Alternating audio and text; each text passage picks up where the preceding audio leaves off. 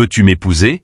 La question tombe avec douceur, presque suspendue dans l'air, comme un instant sacré que rien ne devrait troubler.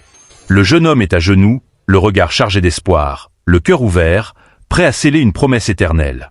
Mais quelque chose bascule. Le visage de la jeune femme change, imperceptiblement d'abord, puis de façon plus marquée. Ses yeux ne sont plus fixés sur lui. Ils glissent derrière lui, comme attirés par une vérité invisible. Là, dans son champ de vision, un détail étrange capte son attention. Sur le ventre de la sœur du jeune homme, un téléphone. Un simple écran, mais un message qui dérange, qui s'impose, qui sème le doute. Le moment devient fragile. L'homme, lui, ne comprend pas. Il voit l'hésitation, il ressent la distance soudaine. Alors il s'inquiète, doucement. « Est-ce que tout va bien ?» Elle répond oui, presque mécaniquement, comme si elle refusait encore de croire ce qu'elle voit. Il propose de reprendre. Peut-être qu'il y a eu une interruption, un malentendu.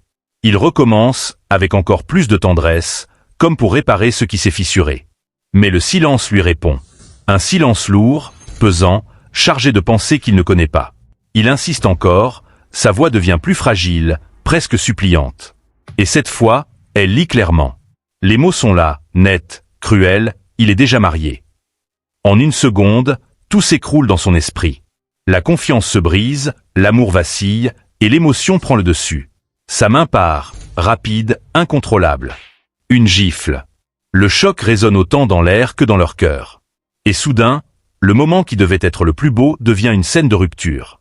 Elle le regarde, blessé, trahi, persuadé de connaître la vérité. La colère éclate sans retenue, portée par une douleur qu'elle croit légitime.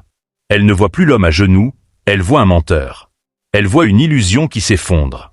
Elle l'accuse, frontalement, sans détour.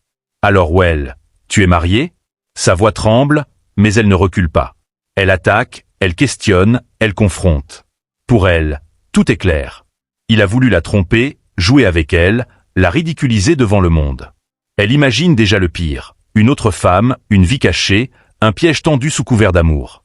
Elle parle vite, enchaîne les reproches, construit une histoire dans laquelle il est coupable. Et lui, il ne comprend toujours pas. Comment ça? Il tente de s'expliquer, mais chaque mot semble inutile face à la certitude qu'elle s'est fabriquée. Alors elle lance, demande à ta sœur. Le regard se tourne vers cette dernière, qui semble elle-même perdue. Elle intervient, confuse, cherchant à comprendre ce chaos soudain. Mais la jeune femme ne s'arrête